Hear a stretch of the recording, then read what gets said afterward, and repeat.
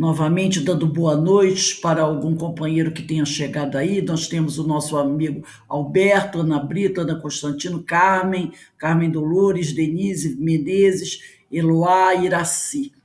Então, esses nossos amigos estão aqui, reunidos conosco, para estudarmos as parábolas de Jesus. Eu vou pedir aos companheiros que deixem aí próximo o Livro dos Espíritos. Quem tiver o livro Mensageiros de André Luiz e a Bíblia, podem deixar aí também pertinho, tá? A Bíblia, o Livro dos Espíritos, os Mensageiros, porque nós talvez venhamos a usar.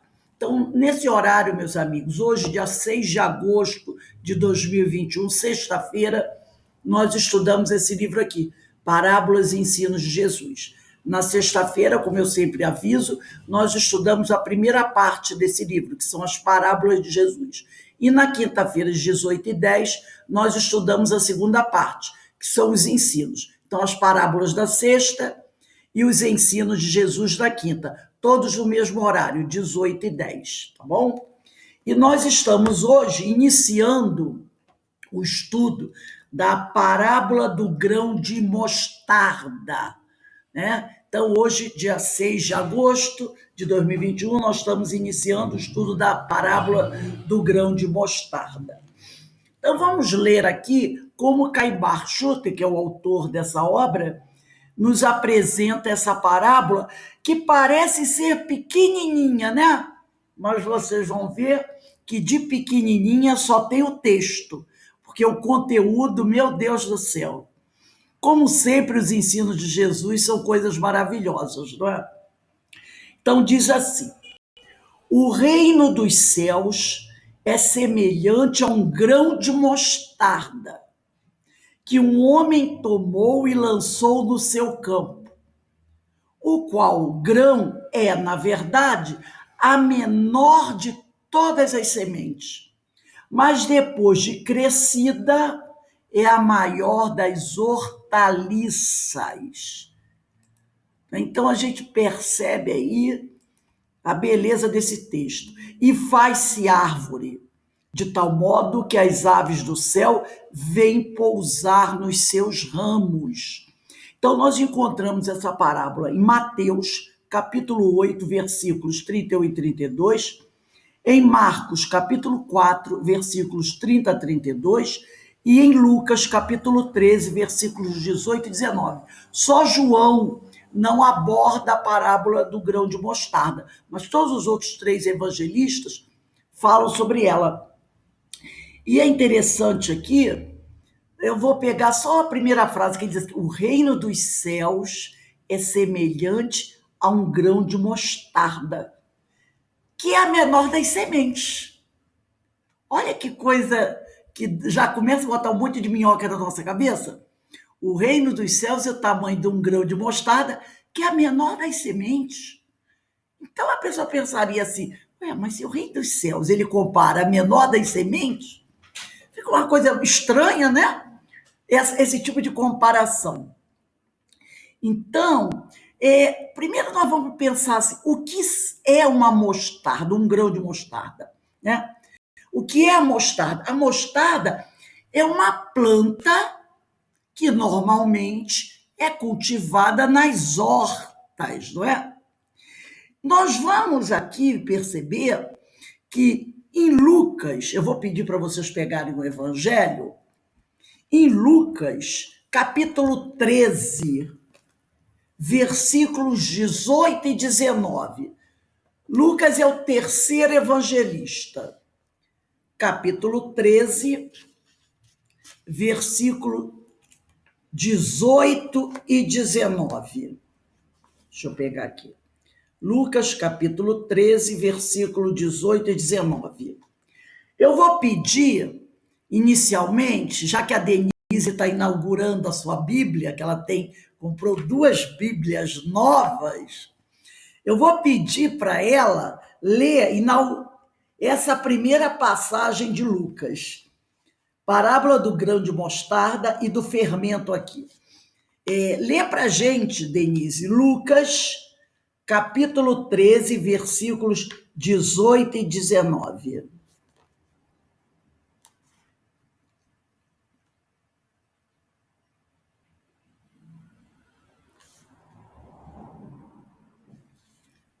Dá para ler? Está procurando?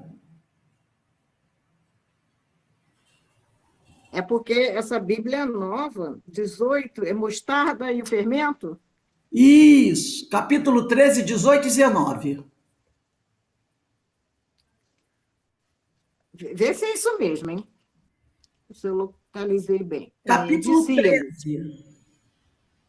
capítulo 13, Isso, lê para gente. mostarda e fermento. Tá. Dizia-lhes, com que se parece o reinado de Deus? A que o compararei? Parece com um grão de mostarda que um homem pega e semeia em sua horta. Cresce, torna-se arbusto e as aves se aninham em seus ramos. Então, olha só. Lucas fala que é uma planta cultivada numa horta. Agora eu vou pedir para a Eloá ler para a gente Mateus, que é o primeiro evangelista, capítulo 13. Procura aí, Eloá. Mateus, que é o primeiro evangelista. Capítulo 13. Achou?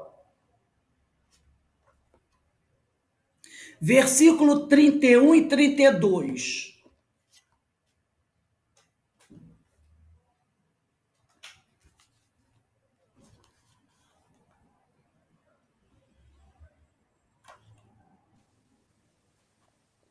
Contou-lhes mais outra coisa, mais outra parábola. O reino dos céus é como um grão de mostarda que um homem pega e semeia no seu campo. É a menor de todas as sementes, mas quando cresce, vem a ser a maior das hortaliças, tornando-se até uma árvore cujos ramos as árvores do céu vêm pousar. Tá. Agora, Carmen Matos, lê para a gente Marcos. Marcos, que é o segundo evangelista. Marcos, capítulo 4, versículos 30 a 32.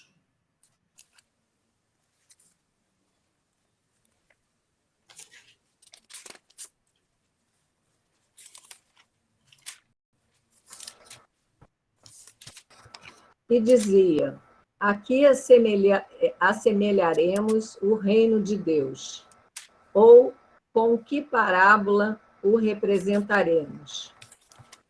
É como um grão de mostarda, que quando se semeia na terra, é a menor de todas as sementes que há na terra. Mas tendo sido semeado, cresce, e faz-se a maior de todas as hortaliças, e cria grandes ramos, de tal maneira que as aves do céu podem aninhar-se debaixo da sua sombra. Então, nós percebemos aqui que Mateus e Marcos, falam que, em comparação com as outras ervas, ela se fez grande árvore e em cujos ramos os pássaros fazem os seus ninhos, a fim de se alimentarem com as sementes que ela produz. São as menores de todas as sementes. Então, cada companheiro vai fazendo algumas anotações sobre isso. Agora eu vou pedir para o Alberto. Alberto, pega aí Mateus 17, 19 e 21. Mateus, o primeiro evangelista. 17, de 19 a 21.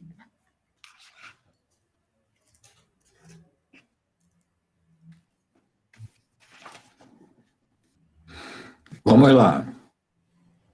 Então, os discípulos aproximaram-se de Jesus, em particular, e disseram, por que não fomos capazes de expulsá-lo? É esse?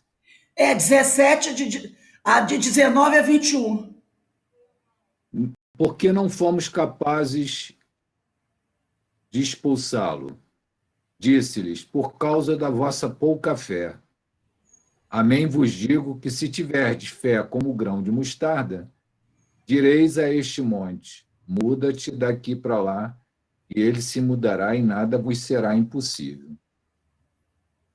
Mas esta espécie não sai senão mediante oração e jejum. Ana Constantino, lê para a gente Lucas, que é o terceiro evangelista, 17, 5, 6. Lucas 17, Lucas capítulo 17.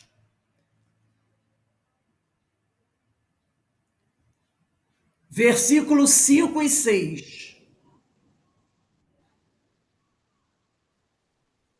Disseram então os apóstolos ao Senhor, acrescenta-nos a fé. E disse o Senhor, se tivesse fé como um grão de mostarda, direis a esta amoreira, desarragate daqui e plante no mar, e elas vos obedeceria. Então, qual de vós... Não, é só o 5 e 6, tá? Que diz assim, os apóstolos disseram ao Senhor, acrescenta-nos fé.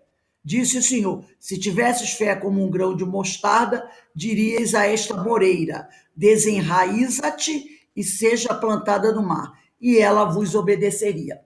Então, a gente percebe aqui também que semente de mostarda era uma expressão também que os judeus empregavam proverbialmente, como Jesus o fez, para representar coisas pequenas.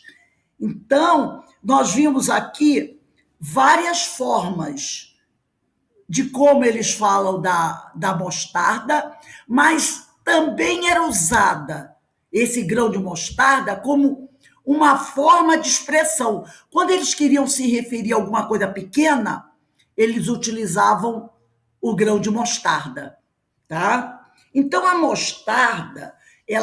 mostarda comum na Palestina, ela é chamada de sinapis nigra, ou mostarda negra. Ela cresce espontaneamente, elevando-se, às vezes, à altura de 2,5 metros. Alguns viajantes diziam que ela tomava a altura de um homem montado no cavalo. Mais ou menos a altura que ela chegava, de um homem montado no cavalo. Então, mais ou menos aí, nós podemos botar uns 2,5 metros, tá? Mas também eles a cultivavam em hortas, por causa das sementes, que eram usadas como condimento. Então, Jesus, ele vai se utilizar dessa planta para fazer uma referência, vai dizer que o reino de Deus era semelhante a uma semente de mostarda, e vai colocar também em algum dos seus discursos a expressão semente de mostarda quando quiser se referir a algo pequeno.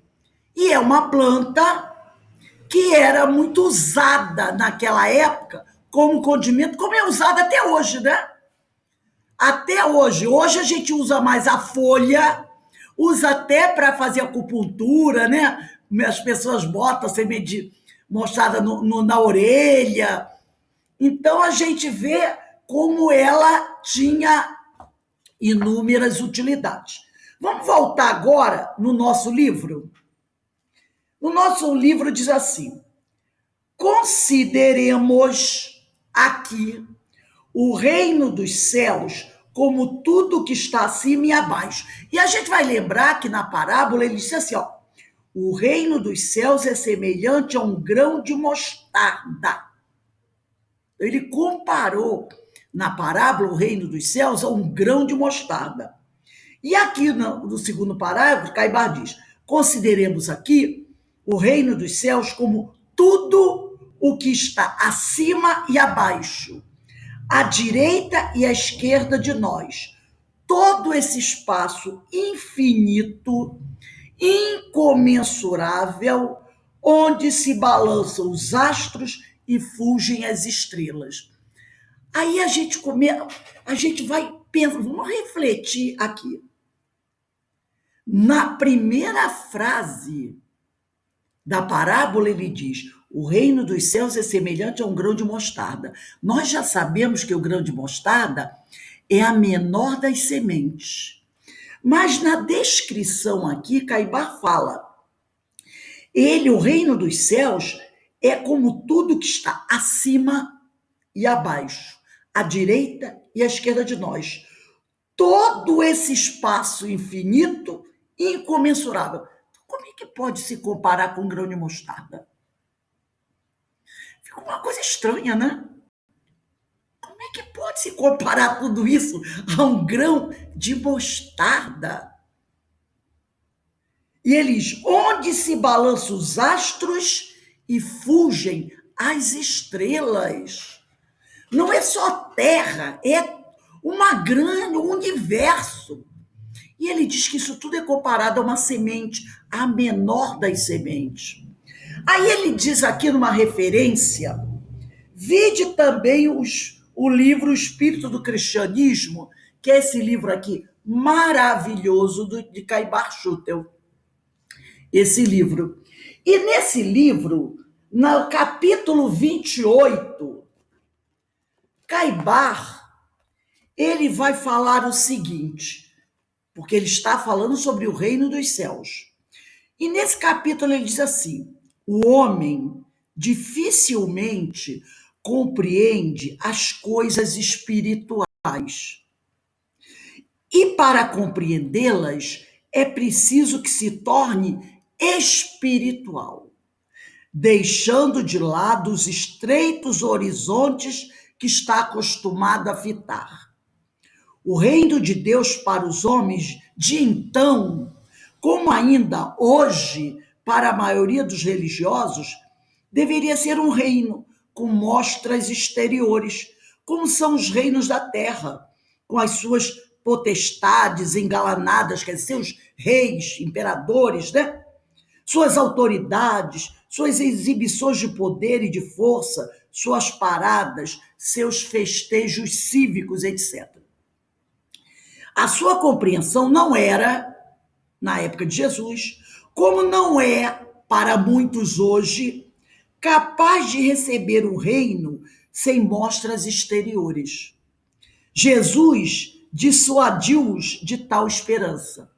O reino de Deus não está em um lugar determinado, nem aparecerá nesta ou naquela nação, nesta ou naquela cidade, porque está em toda a criação, não sendo percebido por nós, devido à deficiência dos nossos sentidos. Ou antes, devido ao modo por que o procuramos. Se em vez de o buscarmos materialmente, o fizéssemos espiritualmente, perceberíamos logo que ele está em nós mesmos, desde que a sua lei permaneça em nós. Então, o reino de Deus, que ele comparou Jesus a um grão de mostarda, a menor das sementes, ele não está em nenhum outro lugar. Ele está em nós mesmos, desde que a lei do Senhor permaneça em nós. E Caibar continua assim: qual é a lei de Deus? A paz, o amor, a sabedoria, a verdade. Logo, o reino de Deus deve consistir justamente nisto, na paz, no amor, na sabedoria, na verdade. Buscando a lei de Deus, encontraremos o reino de Deus, isto é, a forma de governo em que Deus é o rei e nós somos os súditos. Mas quem não quer saber dessa lei, Quem quer adaptar-se à lei dos homens não pode encontrar o reino de Deus. E quando nele pensa, anda procurando aqui ou acolá. Então, para que a gente possa realmente ter esse reino de Deus dentro de nós, é preciso que a lei permaneça em nós. Aquele que não consegue se adaptar à lei de Deus, tá? E só se adapta à lei dos homens, esse não vai conseguir nunca encontrar o reino de Deus. E ele vai continuar procurando por aí esse reino de Deus. E ele nunca vai encontrar, porque ele está dentro de nós desde que essa lei divina permaneça em nós. Então, aqui nós poderíamos continuar aqui. Vamos continuar aqui com o Caibar. Todo esse éter que nos parece vazio, porque quando a gente olha para o universo, para o céu, a gente acha que está tudo vazio, né? Mas que, na verdade, encerra multidões de seres e de mundos, onde se ostentam maravilhas da arte e da ciência de Deus.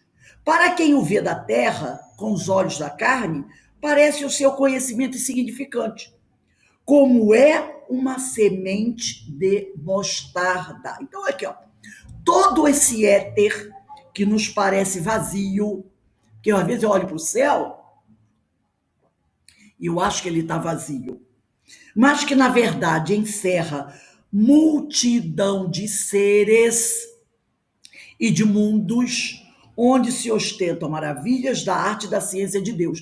Porque o homem, né, o homem da Terra agora está explorando Marte, né?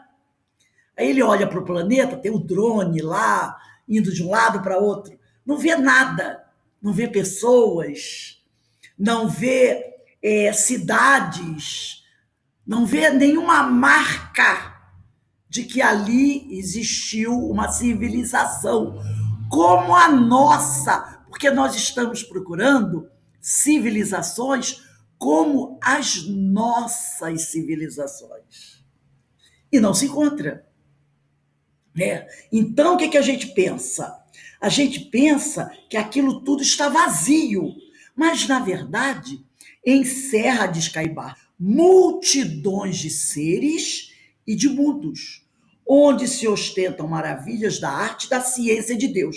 Para quem o vê da terra, com os olhos da carne, parece o seu conhecimento insignificante, como é uma semente de mostarda. Mas depois que o estudamos, assim como depois que se planta a semente, nossa inteligência se dilata, como se dilata a semente quando germina. Transforma-se o nosso modo de pensar, como só ia acontecer a semente modificada já em erva. E o conhecimento do reino de Deus, dos céus, cresce em nós, como cresce a mostarda, a ponto de nos tornarmos um centro de apoio em torno do qual voluteiam os espíritos. Bem assim os homens que sentem a necessidade desse apoio moral e espiritual, da mesma forma que os pássaros, para o seu descanso, procuram as árvores mais exuberantes para gozarem a sombra benéfica das suas ramagens. Então, realmente, quando a gente olha, tá? Quando a gente olha para o céu, a gente, na nossa ignorância, a gente não vê nada. Da mesma maneira que a pessoa pega aquela sementinha de mostarda, olha para ela, o que a gente pensa? Daqui, o que pode vir dessa pequenina semente? Nada. Ela é tão pequena, não é? Ela é tão pequena que daqui não deve vir nada. Mas quando você a planta na terra e você fica aguardando o tempo para ela florescer, ela se torna uma árvore que pode chegar a 2,5 metros de altura, onde os pássaros vêm fazer seus ninhos, que tem inúmeras utilidades. Mas quando a gente olha para aquela semente, se você não conhecer a planta, você não imagina É a mesma coisa que ele diz aqui. Quando a gente olha para o universo, para o céu, e você é descrente, você não tem conhecimento, você não imagina o quanto de maravilhas tem nesse universo. As maravilhas que Deus construiu para nós.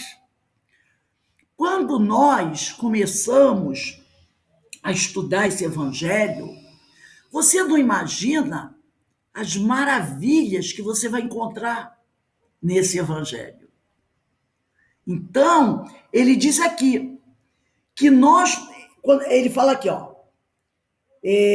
o reino dos céus cresce em nós como cresce a mostarda, a ponto de nos tornarmos um centro de apoio em torno do qual voluteiam os espíritos.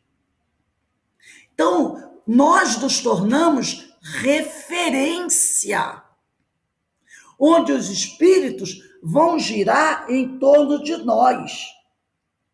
Aí ele diz, bem assim, os homens que sentem a necessidade desse apoio moral e espiritual, da mesma forma que os pássaros, para o seu descanso, procuram as árvores mais exuberantes, para gozarem a sombra benéfica das suas ramagens. O grão de mostarda serviu 2 vezes para as comparações de Jesus. Uma vez comparou ao reino dos céus, outra a fé. Ele disse, se tivesses a fé do tamanho de um grão de mostarda. Então ele usou o grão de mostarda para comparar com o reino dos céus, foi o que nós lemos dos evangelistas, e usou a mostarda para comparar com a fé. O grão de mostarda tem substância e uma semente faz efeito revulsivo. Essa mesma substância se transforma em árvore. Dá, depois de muitas sementes e muitas árvores, e até suas folhas servem de alimento. Mas é necessária a fertilidade da terra para que trabalhe a germinação. Haja transformação, crescimento e frutificação do que foi semente. E é necessário, a seu turno, o trabalho da semente, da planta, no aproveitamento desse elemento que lhe foi dado. Olha o que ele diz aqui. Olha o que ele está dizendo aqui. O grão de mostarda tem substância. Ele tem algo latente dentro dele. E uma semente faz efeito revulsivo. Ela vai mexer, né? Essa mesma substância que está na semente se transforma em árvore, que vai depois dar muitas sementes, muitas árvores, suas folhas servem de alimento. Mas é necessário que a terra esteja fértil para que essa semente possa germinar, para que haja transformação, crescimento e frutificação do que foi semente. E é necessário, a seu turno, o trabalho da semente e da planta no aproveitamento desse elemento que lhe foi dado. Assim acontece com o reino dos céus. Na alma humana, sem o trabalho dessa semente. Ele não disse que o reino dos céus é como uma semente? Lá no início? Então ele diz aqui, ó. Assim vai acontecer com o reino dos céus, que o Senhor comparou com uma semente na alma humana. Sem o trabalho dessa semente, que é feito pelos Espíritos do Senhor, sem o concurso da boa vontade, que é a maior fertilidade que lhe podemos proporcionar, sem o esforço da pesquisa, do estudo, não pode aumentar e engrandecer-se em nós.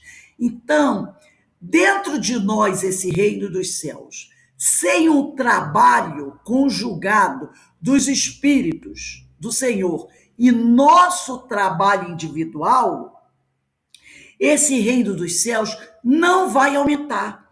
não vai engrandecer-se em nós, não se nos pode mostrar tal como é. Assim como a mostarda não se transforma em hortaliça sem o emprego dos requisitos imperiosos para essa modificação. Então não adianta esse reino dos céus estar dentro de nós se não houver um trabalho em cima dele, da parte dos espíritos e de nossa parte.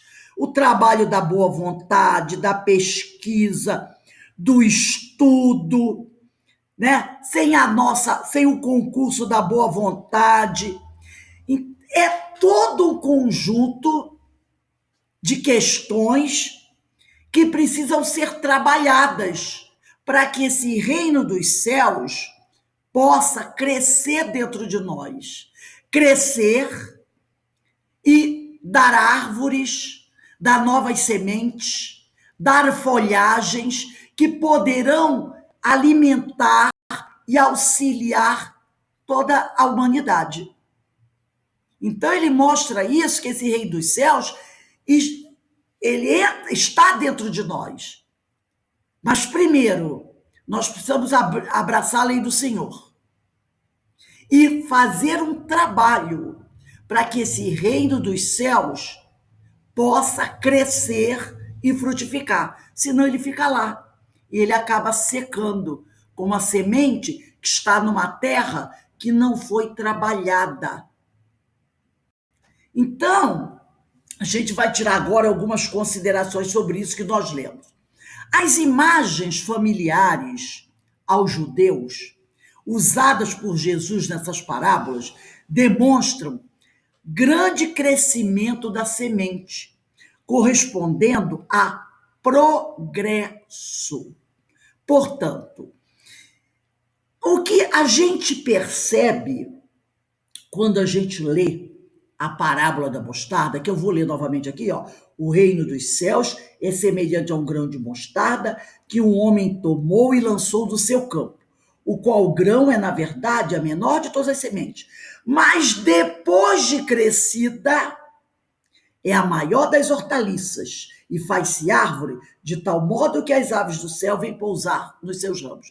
Então, o que nós ressaltamos dessa parábola? A questão do progresso. A semente foi plantada, tá? Ela foi plantada no campo e ela vai encontrar um conjunto de fatores que todos eles, baseados no esforço dessa semente, vai levar a que ela cresça e produza. E ele falou aqui também, o Caibá, o reino dos céus dentro de nós, tá? Ele está dentro de nós. E quando esse reino dos céus, ele encontra uma terra fértil, tá? Ele vai começar a crescer, se transformar, frutificar, mas é necessário a seu turno o trabalho da semente e da planta, no aproveitamento desse elemento que lhe foi dado. Então vai ter que ter, ele vai precisar da boa vontade, ele vai precisar do nosso esforço, da nossa pesquisa, ele vai precisar do nosso estudo. Então, essa parábola, ela mostra que nada funciona, ou melhor, que em tudo está envolvido o progresso. Que nós só crescemos se buscarmos esse progresso. Então, a grandeza dessa planta, produzida por uma semente assim pequena, serve para ilustrar o aumento do reino de Deus e a sua origem tão humilde, como um pequeno grão de semente. O Senhor coloca essa ideia, esse reino dos céus dentro de nós, em estado latente, de uma forma muito humilde, mas que vai, para que ele possa crescer e progredir, nós teremos que fazer um movimento rumo ao progresso. E esse progresso, a palavra que a Denise gosta muito, ele é inexorável. Ninguém consegue deter. Ele pode ser, de certa forma, atrapalhado. Nós podemos até fazer com que ele seja lento, mas não podemos impedir que ele aconteça, tá? Então, o reino dos céus ou o reino de Deus ele pode significar duas coisas: a evolução do espírito, porque à medida que o espírito progride, ele vive mais de acordo com as leis de Deus. Por isso, Jesus falava que o reino de Deus está dentro de nós, não é? Eu vou pedir aí, Menezes, você tem a Bíblia aí? Dá uma olhadinha aí em Lucas, capítulo 17, versículo 20 e 21.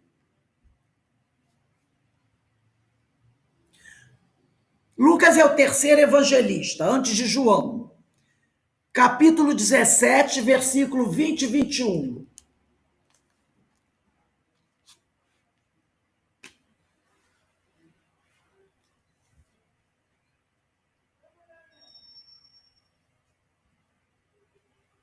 Lucas 17.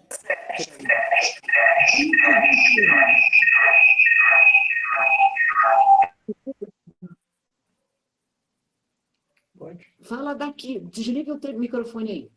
Desliguei.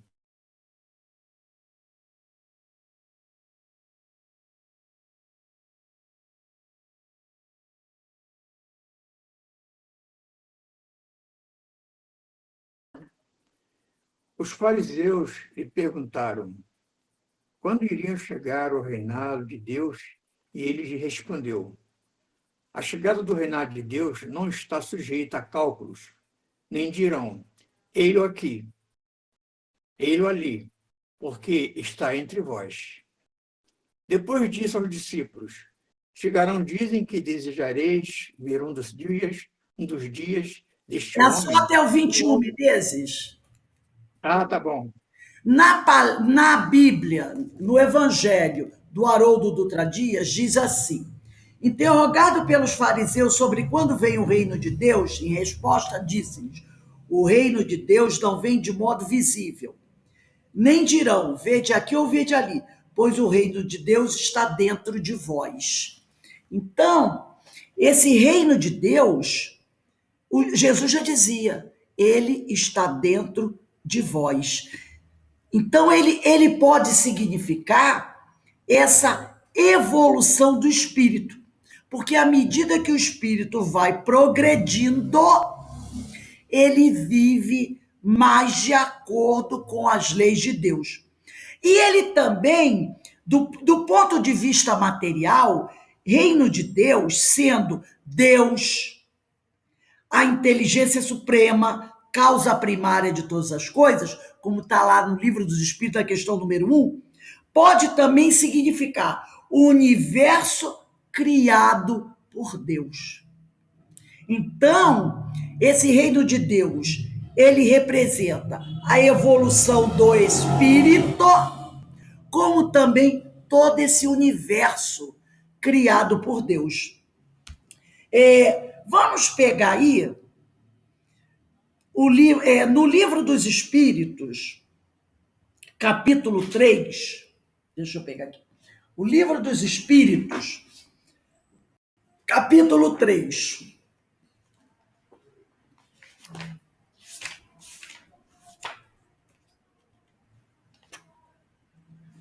O Livro dos Espíritos, capítulo 3. Deixa eu ver aqui.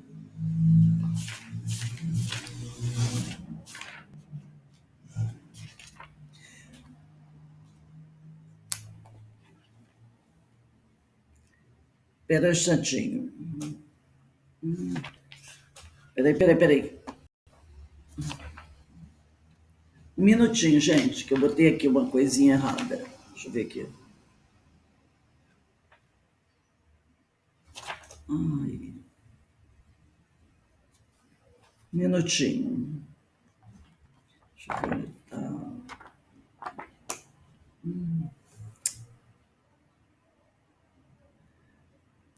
Eu vou procurar aqui, daqui a pouco eu acho, senão eu vou me perder aqui, porque caiu o meu marcador e eu anotei aqui. Olha só, nós falamos aqui, nós estamos falando sobre progresso, não é? O progresso é lei de Deus.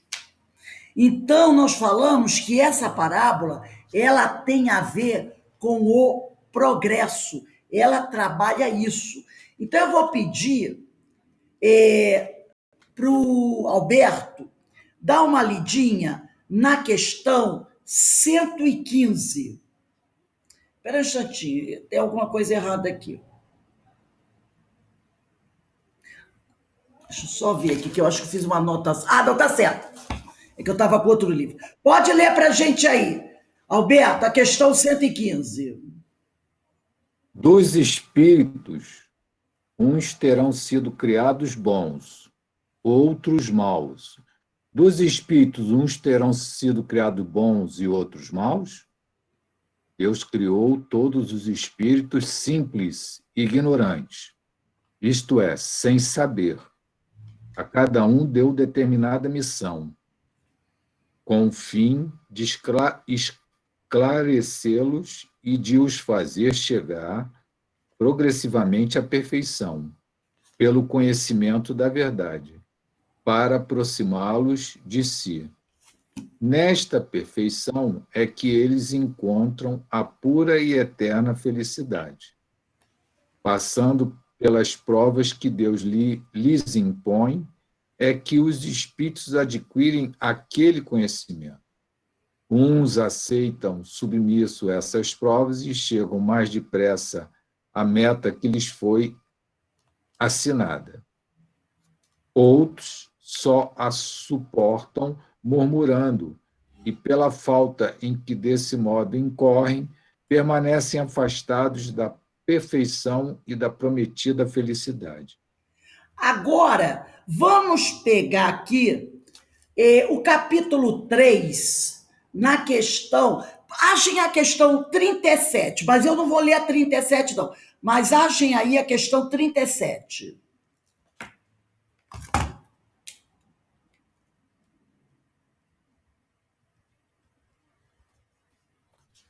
Rose, Oi. o meu livro, o capítulo 3 é 149. Não, eu pedi para você procurar a questão 37. Ah, tá. Questão 37. Achou? Em cima da questão... A questão 37 está no capítulo 3, parte 1ª. E diz assim, da criação. E tá assim, formação dos mundos. Acharam? Sei. Então diz assim, o universo abrange a infinidade dos mundos que vemos e dos que não vemos. Todos os seres animados e inanimados, todos os astros que se movem no espaço, assim como os fluidos que os enchem. Então, ele diz aqui, nós podemos também comparar o reino dos céus com a evolução dos espíritos ou com esse universo que nos cerca. E na 115, os espíritos dizem, Deus criou todos os espíritos simples e ignorantes. Olha que nós estamos tratando do progresso.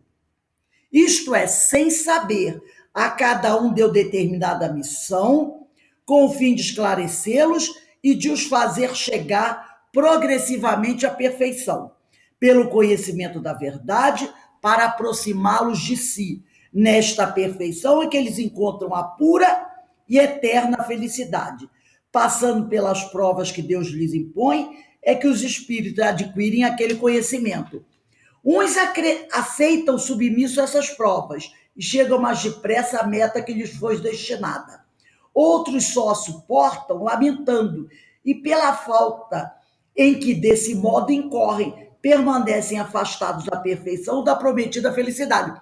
Você lembra que o Caibar Schutel, ele disse aqui que esse reino dos céus, tá? Se você não aceitar a lei do Senhor, esse reino dos céus não se desenvolve em você. Para que ele possa crescer, é preciso que nós abracemos as leis do Senhor. Ele diz nesse livro aqui, cadê o livrinho? O espírito do cristianismo. Ele deixou claro do espírito do cristianismo, só pegar para a gente poder fazer o link de novo. Deixa eu achar aqui. 157. Ele diz aqui que nós precisamos, aqui ó, em vez de o buscarmos materialmente, o reino dos céus, o fizéssemos espiritualmente, perceberíamos logo que o reino está em nós mesmos, desde que sua lei permaneça em nós. Então, o reino dos céus está em nós mesmos, desde que a sua lei permaneça em nós. Aí, aqui na questão 115 de O Livro dos Espíritos, está lá. Outros só a suportam, as provas, lamentando, e pela falta em que desse modo incorrem, permanecem afastados da perfeição e da prometida felicidade. Quando você, tá? Quando o indivíduo, ele não permanece, não aceita a lei do Senhor de forma completa, quando as provas atravessam o caminho dele, ele o que faz? Ele se rebela. Ele se rebela e permanece afastado da perfeição e da prometida felicidade. Ele não permite que esse reino de Deus progrida dentro dele. Perceberam? Porque não é só compreender que o reino dos céus está dentro de nós, mas para que ele realmente permaneça, para que ele cresça, para que ele frutifique, para que ele progrida dentro de nós, é preciso aceitar a lei do Senhor. E quando o indivíduo se rebela, ele se afasta da perfeição. Ele não permite que esse reino dos céus cresça dentro dele. Então, os espíritos, eles são criados simples e ignorantes, como o mínimo grão de mostarda, e crescem até se tornarem a maior das hortaliças, isto é, progridem até atingirem a perfeição relativa como espíritos puros. É quando a mostarda, ela está no seu esplendor, aquela árvore de quase 2,5 metros de altura, dando frutos. Então, o homem é comparado com esse grão de mostarda, que ele vai crescer, ele vai progredir. E como nossa companheira gosta, o progresso é inexorável, ninguém pode fazer com que ele não evolua. Você pode atrasá-lo, mas não pode impedi-lo, porque todos nós nos tornaremos espíritos puros um dia, alguns mais rapidamente do que outros. Os que chegarem primeiro serão aqueles que mais se esforçam. Os que chegarem depois são aqueles que não trabalharam muito bem, como disse Caibar, que não usaram do concurso da boa vontade, que é a maior das fertilidades, tá? São aqueles que não pesquisaram, não estudaram, tá? não fizeram a sua parte. Esses vão demorar a se tornarem espíritos puros. Né? E quando chegam a essa perfeição relativa, porque já falamos isso na última aula, é o máximo de perfeição que o espírito pode alcançar é a perfeição relativa, porque a perfeição no seu máximo é Deus, e nunca chegaremos a isso. O máximo da perfeição relativa que o espírito pode alcançar é ser um espírito puro. E aí, até antes disso, nós já estaremos propensos a ajudar outros espíritos menos evoluídos, a poder oferecer os nossos galhos para as aves repousarem e fazerem seus ninhos. Percebeu? Porque quando a mostarda, olha aqui, ó, no nosso livro, na página 38, diz assim: bem assim, os homens que sentem a necessidade desse apoio moral e espiritual, da mesma forma que os pássaros, para o seu descanso, procuram as árvores mais exuberantes para gozarem a sombra benéfica das suas ramagens. Então, e antes o Caibar tinha dito aqui, ó, ele diz assim: mas depois que o estudamos, tá? Ele, no parágrafo anterior, ele diz assim, ó, para quem o vê da terra, com os olhos da carne, parece o seu conhecimento insignificante, como é uma semente de mostarda. Mas depois que o estudamos, assim como depois que se planta a semente, nossa inteligência se dilata, como se dilata a semente quando germina. Transforma-se o nosso modo de pensar, como só ia acontecer a semente modificada já em erva, e o conhecimento do reino dos céus cresce em nós como cresce a mostarda, a ponto de nos tornarmos, olha aí, um centro de apoio. Essa é a árvore. Nós nos tornamos um centro de apoio em torno do qual voluteiam os espíritos, bem assim os homens que sentem a necessidade desse apoio moral e espiritual, da mesma forma que os pássaros, para o seu descanso, procuram as árvores mais exuberantes para gozarem a sombra benéfica das suas ramagens. Quando nós fizermos o esforço acionado pela maior das fertilidades, que é a boa vontade, nós nos tornaremos a árvore mostarda, que poderá, tá, auxiliar os espíritos que estão, o que é voluteiam? Que estão, entre aspas, voando em torno de nós. O que é que disse Paulo? Vocês lembram? Nós estamos cercados por uma multidão de testemunhas. E lembra daquela questão 459? Que eles nos influenciam mais do que a gente pensa, mas a influência vai depender, se for uma influência má, de nós aceitarmos ou não. Então, essa multidão de testemunhas está em torno de nós. Como é que nós podemos influenciá-los? Conforme nós vamos nos tornando num pé de mostarda bonito, com galhos frondosos,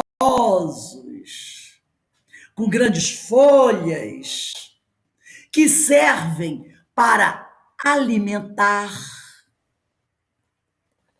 entendeu? Que servem para dar abrigo, que servem para esclarecer, para consolar, e que vai produzir sementes que serão utilizadas por outros para fazer a sua plantação. Olha a comparação que ele está fazendo do futuro do homem. Tudo começou como? simples e ignorantes, de uma forma tão simples como um grão de mostarda. Porque não foi assim? Deus nos criou simples e ignorantes, como a menor das sementes, como um grão de mostarda, mas com potencial, não é? Fantástico, como a semente tem. Ela tem uma e ele diz aqui, ela tem uma substância dentro dela, não é? Que se cair numa terra boa, ela explode. O homem também tem essa substância dentro de si. Que substância é essa? É o reino dos céus. Que quando você começa a trabalhar, ele começa a crescer, como essa substância que está dentro da semente, até explodir. E se torna essa grande árvore, que vai dar abrigo a todos aqueles que se acercarem de nós, sejam encarnados ou desencarnados. Isso é se representado pelo nosso progresso. Mas como disse aqui Caibá, quem olha para tudo isso e não se importa, ou a maioria que olha para tudo isso com os olhos só da carne, não consegue enxergar. Ele diz aqui, ó, para quem o vê da terra, com os olhos da carne, todo esse éter, com os olhos da carne, parece o seu conhecimento insignificante, como é uma semente de mostarda. Lembra que Jesus dizia? É preciso ter olhos de ver e ouvidos para ouvir. Porque se você não tiver olhos de ver, você não percebe tudo isso. Ao ler essa parábola, que tem simplesmente 5 linhas. Você não consegue extrair tudo isso que a gente está conseguindo extrair dessas 5 linhas. Porque muita gente fica presa ali, na letra. A letra mata. E o espírito, a ideia, é que vivifica. Então, o que a gente pode tirar de lição daqui? Que a nossa vida futura é a consequência da nossa vida presente. Percebeu? Como é que eu estou enxergando isso? Isso vai influenciar na minha vida futura. Quanto ao progresso da civilização, relacionamos cada mudança de fase de evolução como um momento de colheita. Então, o progresso da civilização, né, ele está relacionado com as mudanças de fase da evolução, como um momento de colheita.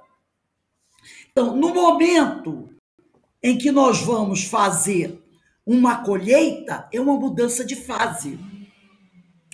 E quando nós vamos falar sobre isso, nós vamos pegar agora o Evangelho segundo o Espiritismo. Então, aqui, ó, vamos de novo repetir. Quanto ao progresso da civilização, relacionamos cada mudança de fase, porque o progresso tem várias fases, né? Cada mudança de fase de evolução como um momento de colheita. Então, vamos pegar o nosso Evangelho, no capítulo 3, Evangelho segundo o Espiritismo, capítulo 3, item 3. Vamos começar aqui no item 3, tá? Diz assim o item 3. Há muitas moradas na casa de meu pai. Coisas que quando nós olhamos muitas vezes para o céu, não acreditamos. Porque a gente está lá vendo Marte e não diz assim, poxa, não tem um ser aqui nessa Terra, nesse planeta, não é? Não tem uma marca de civilização. Ah, então não existe nada. Então diz aqui, diferentes categorias de mundos habitados. Item 3 do capítulo 3. Do ensino dado pelos espíritos, resulta que muito diferentes uma das outras são as condições dos mundos, quanto ao grau de adiantamento ou de inferioridade dos seus habitantes. Entre eles, há os em que estes últimos são ainda inferiores aos da terra física e moralmente, outros da mesma categoria que o nosso, e outros que lhes são mais ou menos superiores a todos os respeitos. Nos mundos inferiores, a existência é toda material. Reinam soberana as paixões, sendo quase nula a vida moral. À medida que esta se desenvolve, diminui a influência da matéria, de tal modo que nos mundos mais adiantados, a vida é, por assim dizer, toda espiritual. Denise, pega aí o item 4.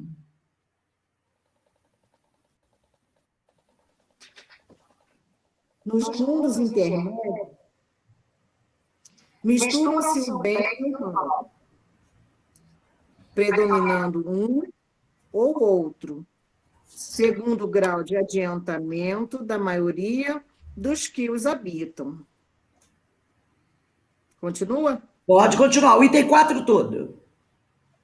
Embora se não possa fazer dos diversos mundos uma classificação absoluta, pode-se, contudo, em virtude do estado em que se acham e da destinação que trazem, tomando por base os matizes mais salientes, dividi-los, de modo geral, como segue: mundos primitivos, destinados às primeiras encarnações da alma humana; mundos de expiação e provas, onde domina o mal; mundos de regeneração, nos quais as almas que ainda têm o que expiar aurem novas forças, repousando das fadigas da luta; mundos ditosos, onde o bem sobrepuja o mal; mundos celestes ou divinos, habitações de espíritos depurados, onde exclusivamente reina o bem.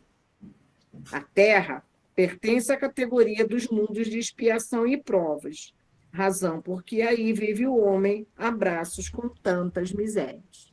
Agora vamos pular para o item 19. Carmen, você pode ler o item 19 aí? Vai ter um momento que eu vou mandar você parar, porque eu não vou lê-lo todo. Progressão dos mundos. O progresso é lei da natureza. A essa lei... Desculpe, Carmen, desculpe. Começa no segundo parágrafo. Tá. Ao mesmo tempo que todos os seres vivos progridem moralmente, progridem materialmente os mundos em que eles habitam.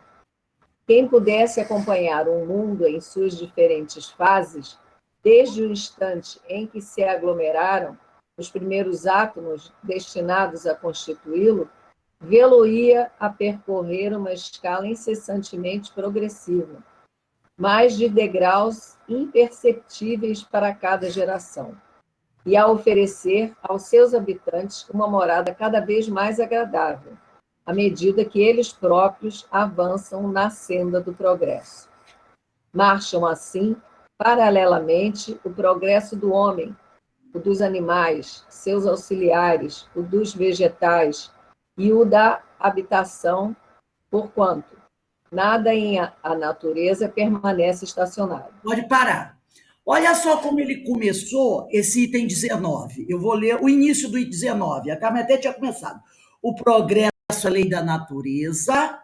A essa lei, todos os seres da criação, animados e inanimados, foram submetidos pela bondade de Deus, que quer que tudo se engrandeça e prospere. Então, esse progresso é lei da natureza. Todos nós estamos submetidos, né, pela bondade de Deus, que quer que tudo se engrandeça e prospere. Então, o Senhor quer que a semente plantada por Ele cresça e frutifique. E dê frutos. Frutos esses que poderão alimentar outros dos seus filhos que estão vindo atrás. Percebeu? E aí é o próprio homem socorrendo, amparando outro homem. Essa é a ideia. Agora eu vou pedir para a Eloá ler o final do item 19, o último parágrafo do item 19 do Evangelho. Segundo aquela lei, este mundo esteve material e moralmente num estado inferior ao que hoje se acha e se alçará, sob este duplo aspecto, um grau mais elevado. Ele há chegado a um dos seus períodos de transformação, em que de orbe expiatório mudará-se-á em planeta de regeneração, onde os homens serão ditosos, porque nele imperará a lei de Deus. Santo Agostinho, Paris, 1862. Então, o nosso mundo, né, ele está numa transição. A árvore, ela está crescendo. Ela está crescendo, não é? Então, a gente vê que a árvore da mostarda, ela pode ser uma coisa individual, como também no coletivo. Porque o planeta só cresce se os habitantes dele crescerem. Se os habitantes não crescerem, o mundo continua. A não ser que venha o quê? Uma colheita. Não lembra? Os ceifeiros do Senhor retirando o joio, amarrando em feixes e queimando? Olha o exílio, vão ser queimados, terão que reencarnar em outros mundos, onde habita dor e ranger de dentes. Porque a semente, ela tem que crescer. A semente, ela tem que virar um pé de mostarda para servir de abrigo. Porque todos esses espíritos estão ajudando. Os espíritos que já evoluíram, né? A gente vê aí doutor Bezerra, Emmanuel, Chico, né? Irmã Sheila, Joana de... o reino de céu está explodindo dentro deles. O que eles estão fazendo? Oferecendo seus galhos, a sua proteção para aqueles que ainda não conseguiram, aqueles que estão ao redor deles. Essa é a função. Que a gente também possa fazer isso. E nós já podemos fazer isso no nível evolutivo em que estamos. Nós não precisamos esperar virar espírito puro para ajudar. A gente já pode fazer isso. Se não podemos ser um pé de mostarda de 2,5 metros, já podemos ser de 1 metro. Que já dá uma sombrinha, não é, Aninha? Já podemos ser. Então, a gente percebe que aqui, nessa parábola, e nisso que nós lemos aí no Evangelho, está sendo falado sobre a lei do progresso. Nós estamos falando da lei do progresso. E já que estamos falando da lei do progresso, vamos pegar o nosso livro dos Espíritos, vamos abrir na questão 776. Eu vou começar com a Ana Constantino.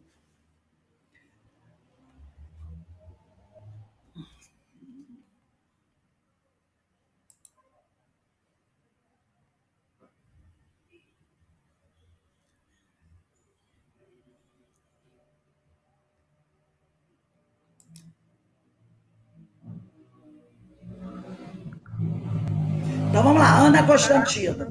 Lê para a gente a questão 776. O estado de natureza é a lei natural, são a mesma coisa. Não, o estado de natureza é um estado primitivo. A civilização é incompatível com o estado de natureza, enquanto a lei natural contribui para o progresso da humanidade. Nota: o estado de natureza é a infância da humanidade e o ponto de partida do seu desenvolvimento intelectual é moral, sendo o homem perfectível e trazendo em si o germe de seu aperfeiçoamento. Não foi destinado a viver perpetuamente no estado de natureza, como não foi destinado a viver eternamente na infância. O estado de natureza é transitório, e o homem dele sai em razão do progresso da civilização. A lei natural, ao contrário, rege a humanidade inteira, e o homem se melhora à medida que melhor compreende e pratica essa lei. E aqui ele diz: a lei natural, ao contrário, rege a humanidade inteira. E o homem se melhora à medida que melhor a compreende e pratica. E que lei natural é essa? É o que está lá na questão 614 do Livro dos Espíritos. É a lei de Deus, não é? A lei natural é a lei de Deus. É a lei que rege a humanidade inteira. Agora eu vou pedir para a Ideína. Ideína, se você estiver aí, lê para a gente a questão 779. 779. Isso. A marcha do progresso. A força para progredir aure-se o homem em si mesmo, ou o progresso é apenas fruto de um ensinamento? O homem se desenvolve por si mesmo, naturalmente, mas nem todos progridem simultaneamente e do mesmo modo. Dá-se, então, que os mais adiantados auxiliam o progresso dos outros por meio do contato social. Então, olha só, a força para progredir aure ao homem em si mesmo, ou o progresso é apenas um fruto de ensinamento? O homem se desenvolve por si mesmo, porque o reino de Deus está dentro dele. Ele vai ter que fazer o esforço para a semente poder germinar dentro de si, para que esse reino dos céus cresça dentro dele. Como? Primeiro, ele dá regra ao Caibá, usando o melhor dos fertilizantes, boa vontade, esforço, pesquisa, estudo. Por isso, o homem se desenvolve por si mesmo, naturalmente. Mas, como estamos em graus diferentes, nem todos progridem juntos. Iraci, lê para a gente a 781.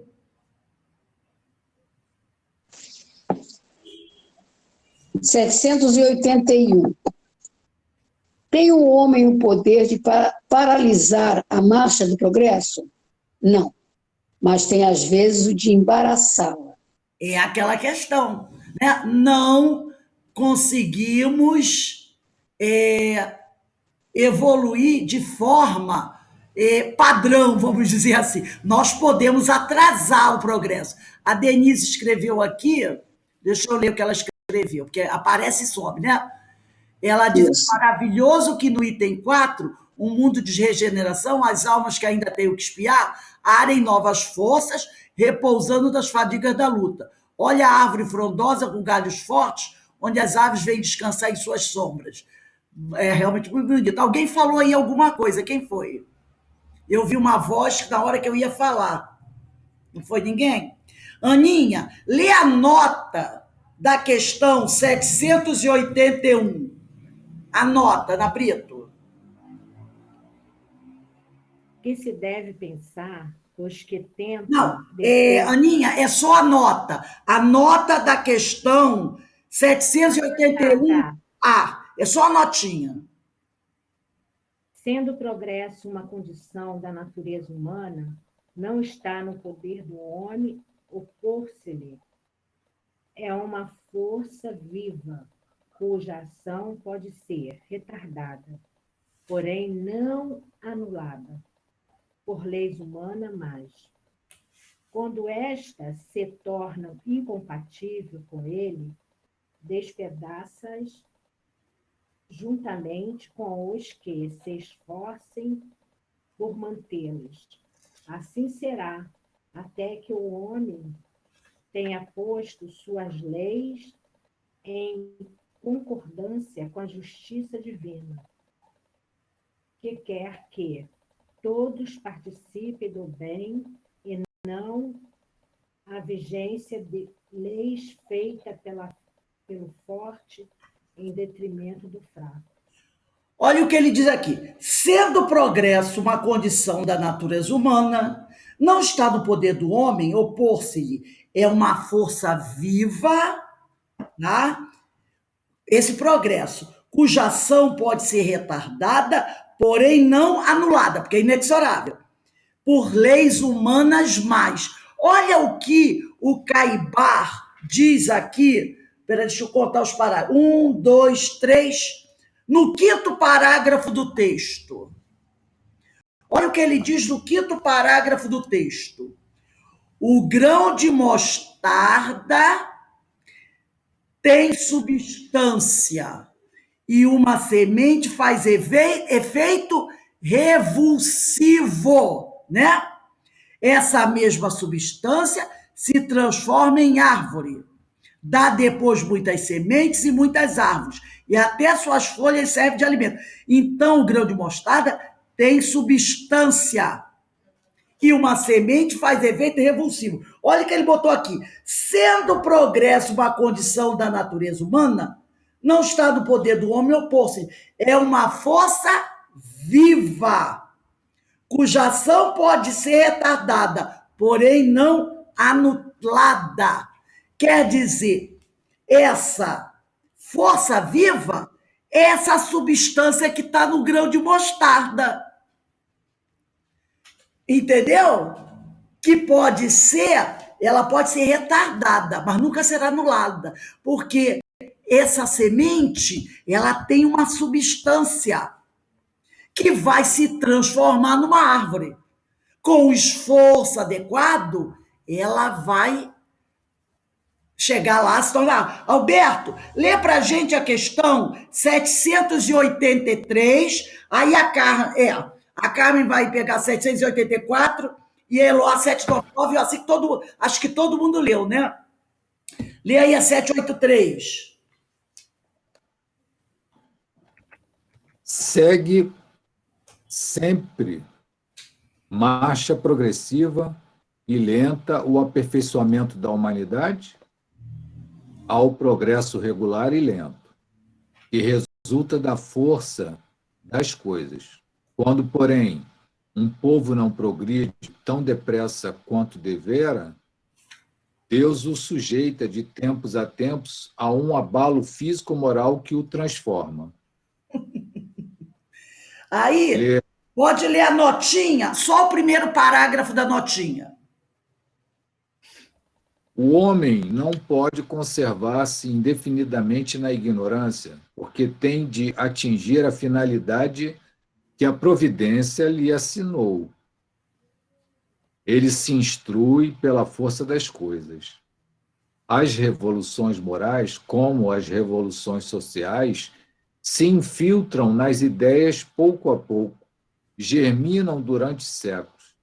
Depois, irrompem subitamente e produzem o desmoronamento do corunchoso edifício do passado, que deixou de estar em harmonia com as necessidades novas e com as novas aspirações.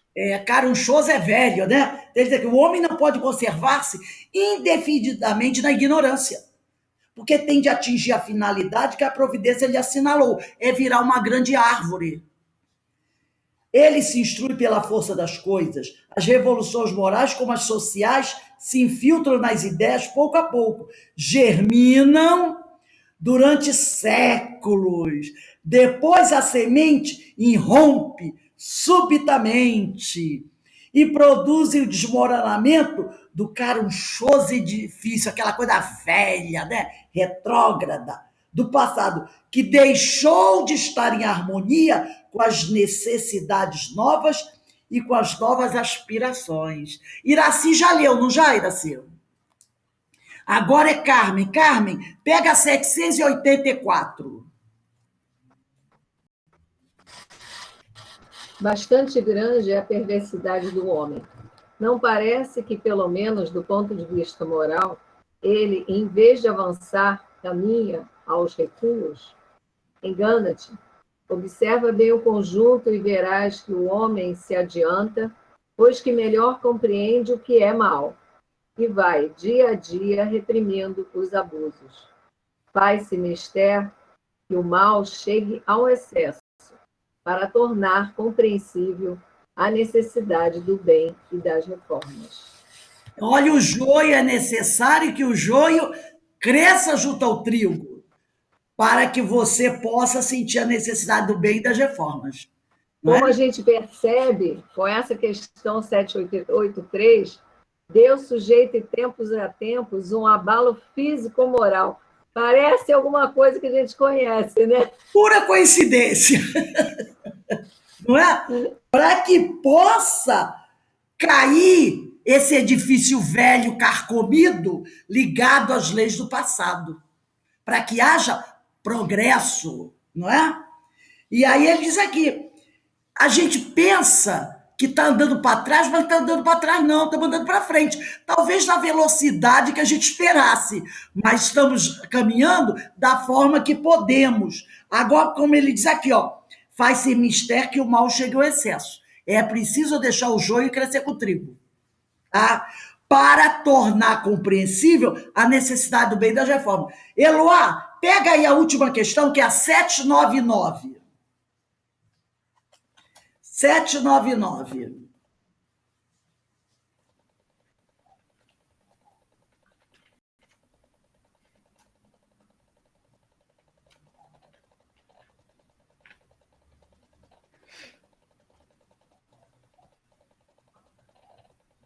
Tudo isso que nós estamos lendo é do capítulo 8 da Lei do Progresso, parte Ok, aqui.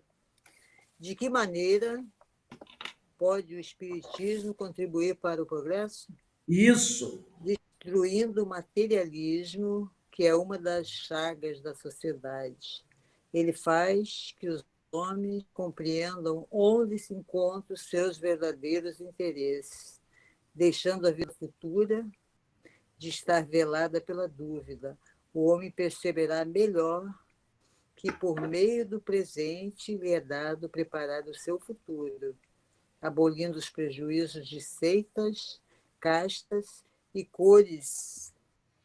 Ensina aos homens a grande solidariedade que os há de unir como irmãos. Então, a gente vai percebendo que a doutrina espírita vai nos dando, é a nossa bússola, mostrando para a gente o caminho, né? Nos ajudando a tirar a venda dos olhos, para que a gente possa enxergar nessas 5 linhas dessa parábola todas essas maravilhas. E tem muito mais que não vai dar para encerrar essa parábola, o estudo dela hoje. E para encerrar esse estudo, quem pegou aí o livro Os Mensageiros, né? Os Mensageiros, abre na última página do capítulo 35. Capítulo 35. Última página do capítulo 35, que é culto doméstico.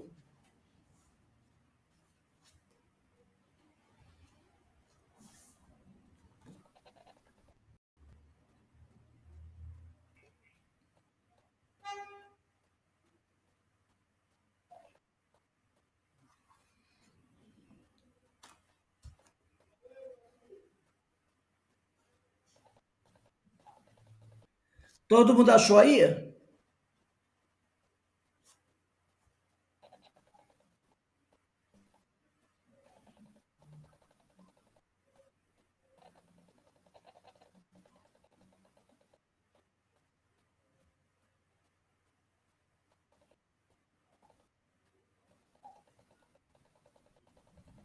Acharam? Agora eu vou pedir para vocês voltarem um trecho. Vamos voltar. Todo mundo tá na última página do capítulo 35. Vamos subir um pouquinho? Vamos subir. Sobe 1, 2, 3. No quarto parágrafo, começa assim: a mensagem evangélica. Acharam? Procurem esse parágrafo. A mensagem evangélica desta noite. Todo mundo achou? Alberto, Aninha, faz sinal positivo se acharam quem tem o livro. Ok. Então tá. Agora vamos descer para o meio do texto.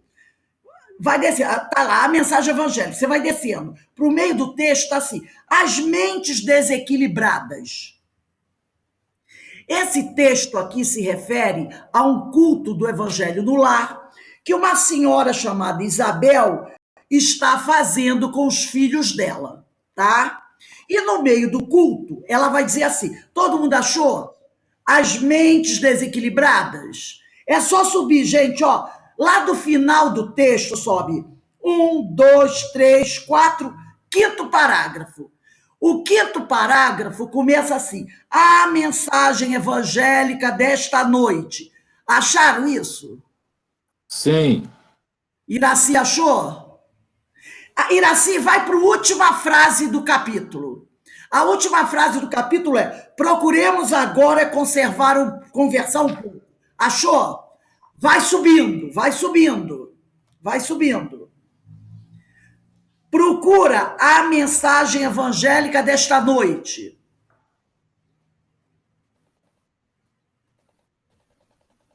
Achou? Iraci, volta lá no final. O final, último parágrafo. Procuremos agora. Antes dele, Dona Isabel. Havia grande comoção. Reparei que Fábio retirou a mão. Achou? Agora você vai subir umas 30 linhas.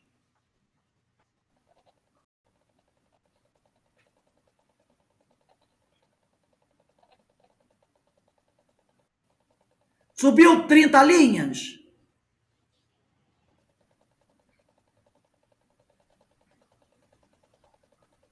Agora você sobe mais umas 4 e você está no texto.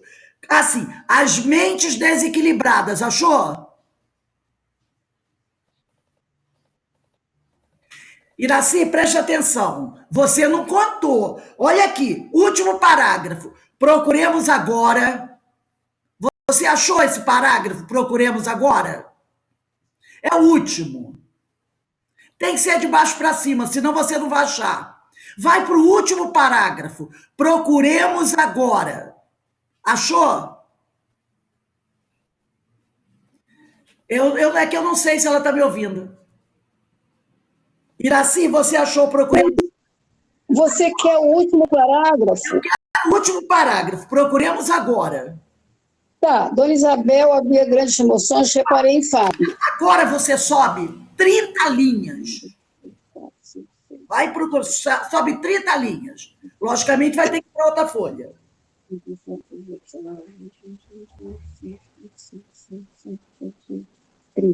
Aonde você está? Lê para mim. Há muitas pessoas que falam bastante.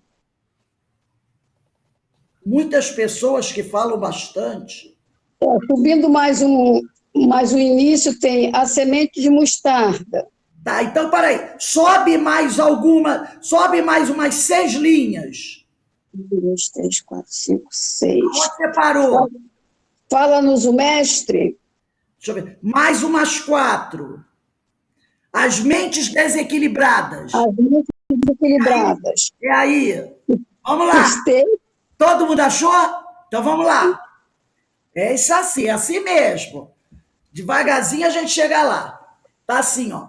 As mentes desequilibradas, isso aqui é um culto do Evangelho no Lar, onde Dona Isabel está fazendo com os filhos dela. Ela diz assim: as mentes desequilibradas, pela irreflexão, permanecem neste mundo quase por toda parte. É que nos temos descuidado das coisas pequeninas. Grande é o oceano, minúscula é a gota, mas o oceano não é senão a massa das gotas reunidas. Fala-nos o mestre em divino simbolismo da semente de mostarda. Recordemos que o campo do nosso coração está cheio de ervas espinhosas, demorando talvez há muitos séculos em terrível esterilidade. Naturalmente, não deveremos esperar colheitas milagrosas. É indispensável amanhar a terra, quer dizer, mexer na terra, e cuidar do plantio. A semente de mostarda, que se refere a Jesus, constitui o gesto, a palavra, o pensamento da criatura. Há muitas pessoas que falam bastante humildade, mas nunca revelam um gesto de obediência. Jamais realizaremos a bondade sem começarmos a ser bons. Alguma coisa pequenina há de ser feita antes de edificarmos as grandes coisas. O Senhor ensinou muitas vezes que o reino dos céus está dentro de nós. Ora, é portanto em nós mesmos que devemos desenvolver o trabalho máximo de realização divina, sem o que não passaremos de grandes irrefletidos. A floresta também começou de sementes minúsculas, e nós, espiritualmente falando, temos vivido em densa floresta de males criados por nós mesmos, em razão da invigilância na escolha de sementes espirituais. A palestra de uma hora, o pensamento de um dia, o gesto de um momento podem representar muito em nossas vidas. Tenhamos cuidado com as coisas pequeninas e selecionemos os grãos de mostarda do reino dos céus. Lembremos que Jesus nada ensinou em vão. Toda vez que pegarmos desses grãos, consoante a palavra divina, semeando-os no campo íntimo, receberemos do Senhor todo o auxílio necessário. Conceder-nos-á a chuva das bênçãos, o sol do amor eterno, a vitalidade sublime da esfera superior. Nossa semeadura crescerá e em breve tempo atingiremos elevadas edificações. Aprendamos, meus filhos, a ciência de começar, lembrando a bondade de Jesus a cada instante. O Mestre não nos desampara, segue-nos amorosamente, inspira-nos o coração. Tenhamos, sobretudo, confiança e alegria. Lindíssimo, né? A mensagem da dona Isabel falando sobre a semente de mostarda. Então, que todos nós possamos, né, permitir que essa semente, a exemplo da semente de mostarda que a gente planta lá na nossa horta, e a gente que ela cresça e se frutifique. E como nós começamos o nosso estudo, nós percebemos o quê? Que o reino dos céus ou o reino de Deus pode significar a evolução do espírito, porque à medida que o espírito progride, ele vive mais de acordo com as leis de Deus, tá? E o mestre disse, o reino de Deus está dentro de nós. E do ponto de vista material, o reino de Deus, sendo Deus a inteligência soberana, suprema, a causa primária de todas as coisas, pode também significar esse universo criado por Deus para que nós possamos habitar e progredir. Então, olha que beleza tem essa parábola, né? Ela é pequenininha, que nem a semente de mostarda, só tem 5 linhas, mas ela é grandiosa no seu conteúdo. Alguém gostaria de falar alguma coisa? Excelente estudo, Rose. Muito bom. Excelente, excelente. Depende de nós o que a gente vai fazer com a semente, né? Depende de nós também, qual a semente que a gente vai plantar, né? Verdade. E onde, né? E aí vamos a comer semente será também. plantada. Isso. Gente, maravilhoso, Plantar e maravilhoso. Plantar Não, e colher. Eu de tô uma aqui, ó. profundidade, né? Você imaginar, né?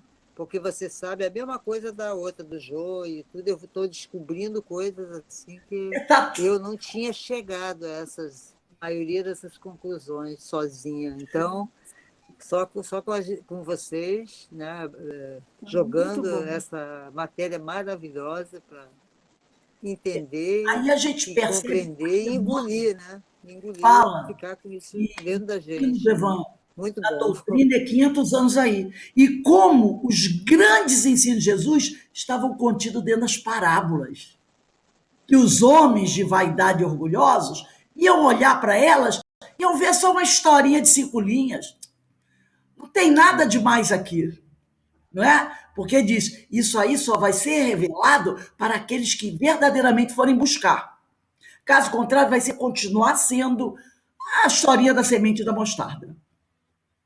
E é legal que Caibaixúbia consegue trazer, né, de forma assim simples e profunda o entendimento dessas parábolas, né? Foi um dos maiores estudiosos do espiritismo.